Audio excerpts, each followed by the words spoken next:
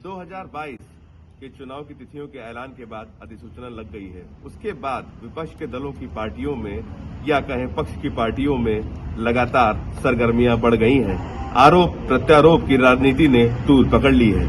इसी पर बात करने के लिए हम हैं हिंदू आर्मी चीफ सुशील तिवारी जी के साथ, जो कि हमसे बातचीत करेंगे और बताएंगे कि क्या कुछ कहना है उनका इस विषय पर। बहुत बहुत स्वागत है आपका इस विषय पर। जी सुशील तिवारी जी, मेरा सवाल आपसे सबसे पहले तो ये है कि 2022 की चुनाव का तिथियों का ऐलान हो गया है। उसके बाद पक्ष और विपक्ष की पार्टियां लगातार आरोप और प्रत्यारोप की राजनीति कर रही हैं। एक तरफ योगी जी कह रहे हैं कि हमने मंदिर बनवाया और सपा गवर्नमेंट अपनी गवर्नमेंट में हज हाउस बनवाती थी, तो क्या कुछ कहना चाहते हैं इस पर आप? देखिए, ऐसा है कि चुनाव जो होता है वो लोकतंत्र में एक उत्सव का माहौल होता है और उत्सव मनाना भी चाहिए, क्योंकि अगर कहीं आपको राष्ट्रवाद और हिंदू राष्ट्र की स्थापना करनी है तो एक कॉन्स्टिट्यूशन के द्वारा ही आप जो है इसकी स्थापना कर सकते हैं। अब बात आती है कि जब भी उत्सव होता है तो कुछ नौटंकीबाज भी आते हैं। तो आप देखे होंगे एक हैदराबाद से जोकर घूम रहा है, उसके साथ में एक बामन मेश्राम जो है नौटंकीबाज आ गया है, और एक यूपी में नया नौटंकी पैदा हुआ है, उसका नाम है ओम प्रकाश राजभर। और इन सारे नौटंकीबाजों को कोई जो है ये कर रहा है तो वो है, उसका नाम है चंद्रशेखर रावण, योगी जी ही। तो कोई इसमें जो ये उत्सव है, उत्सव में देखते होंगे कि कई अच्छे कार्यक्रम भी होते हैं, कहीं बंदर नचाने वाला भी आता है, कहीं नौटंकीबाज आते हैं। तो ये जोकड़ों की फौज है, और ये जोकड़ों की फौज जिस तरीके से, चूंकि है ये सब राष्ट्रद्रोही, लेकिन ऐसे मान लीजिए कि आज के डेट में राष्ट्रवाद के अगर परिभाषा को आप अगर समझें तो उस परिभाषा के अगेंस्ट ये नौटंकीबाज और ये इससे ज्यादा कुछ है नहीं। सब ये सब बरसाती मेढक आके और ये सोच रहे हैं कि ये योगी जी का किला हिला देंगे, तो ये असंभव सी बात है। क्योंकि जो यहाँ का कोर वोटर है, आप उनमें न जाइए जो आके मीडिया में उलूल जुलूल वक्तव्य देते हैं कि नहीं योगी जी ने कुछ किया नहीं और ये नहीं किया वो नहीं किया, लेकिन जो कोर वोटर है वो योगी जी के साथ है और कहीं ना कहीं योगी जी को भारत का भाग्य विधाता और भारत का भविष्य देख रहा है। अब बात आती है कि उत्तर प्रदेश में जो ये जितनी नौटंकी इकट्ठा हुई हैं, उस नौटंकी में सबसे ज्यादा एक बड़ा नौटंकीबाज और है, जिसको बोलते हैं, बार बार मैं उसको कोट कर रहा हूं, वैसे उसका नाम नसीमुद्दीन है। और मैं बार बार ये कहता हूं कि मैं साक्ष्यों के आधार पर ये कहता हूं कि चंद्रशेखर आजाद रावण उर्फ नसीमुद्दीन जो धड़कौली से आता है, अपना वो जो है मजहब बदल चुका है। वो हिंदू नहीं है और न ही वो हिंदू का ही एक हिंदू में ही एक जात है, दलित समाज का है। वो एक नंबर का बहरूपिया है। ये एक ऐसा बहरूपिया है जो पीएफआई के फंडिंग पे यहां पे हमारे बीच में जो हिंदू समाज है उसको बांटने का काम करने के लिए इसको भेजा गया है।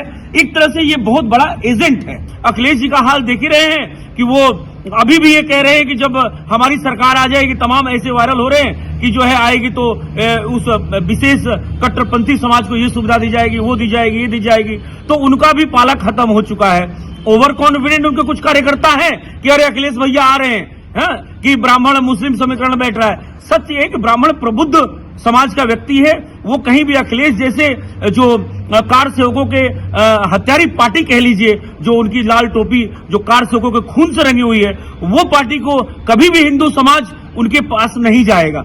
जरूर जो एक कट्टरपंथी समाज है वो जरूर कुछ ओवैसी वोट ले जाएंगे, कुछ रावण ले जाएंगे, क्योंकि अंततः ये सब है एक ही।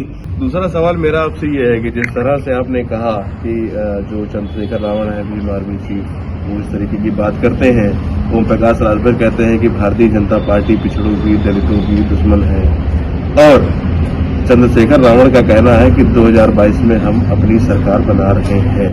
क्या कहते हैं आप इस पर? आप देखिए, हम भारतीय जनता पार्टी के प्रवक्ता नहीं है, हम हिंदू आर्मी के चीफ हैं। मैं अपना लाइसेंस कह सकता हूं कि आज राष्ट्रपति किस समाज का है, मुझे बताइए। भारत का सर्वोच्च पद राष्ट्रपति का होता है। आदरणीय रामनाथ कोविंद जी जो राष्ट्रपति हैं वो किस समाज से आते हैं? प्रकाश राजभर से पूछिए, चंद्रशेखर रावण से पूछिए। ये जितने भी दलित के मसीहा बनते हैं जो हमें हिंदुओं को आपस में बांटते हैं, तो इनसे जाके पूछिए कि कौन है राष्ट्रपति, देश के सर्वोच्च पद पर बैठने वाला वो व्यक्ति कौन है। आखिरी सवाल मेरा आपसे ये है, क्योंकि चुनाव करीब आ रहा है और लगातार विपक्ष की पार्टियां बड़े बड़े वादे दावे कर रही हैं कि सरकार बनेगी तो ये देंगे, चाहे कांग्रेस हो चाहे समाजवादी पार्टी हो, आप देखते ही हैं सुर्खियों में बने रहते हैं। क्या लगता है कितनी सत्यता है इसमें और क्या कुछ होगा आगे, थोड़ा इसके बारे में? देखिए, इसमें कोई डाउट नहीं है कि राष्ट्रद्रोही ताकतें टेरर फंडिंग को सॉफ्ट फंडिंग करके जरूर जो योगी जी का किला है ढाने की कोशिश तो कर रही हैं, लेकिन ये है कि हिंदू जागा है। 2014 में जब आदरणीय ईश्वरीय प्रधानमंत्री जी मोदी जी की सरकार बनी, उसके बाद बहुत जागृति आई है, लोगों के अंदर से डर खत्म हुआ है।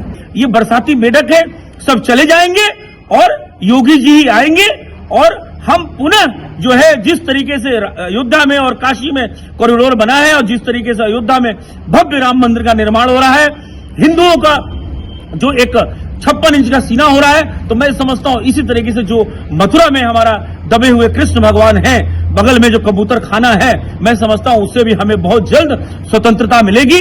साफ तौर पर आपने देखा कि हिंदू आर्मी चीफ ने किस तरह से बताया कि जो विपक्ष या जो विपक्ष के लोग हैं वो कितनी भी कोशिशें कर ले, लेकिन 2022 में सीएम के रूप में एक बार गद्दी पर फिर योगी आदित्यनाथ अपना परचम लहराएंगे तो देखना होगा कि 10 मार्च को किस तरह से एक बार फिर उत्तर प्रदेश की तस्वीर बदलती है। मैं प्रशांत त्रिपाठी, लखनऊ से अमृत विचार के लिए।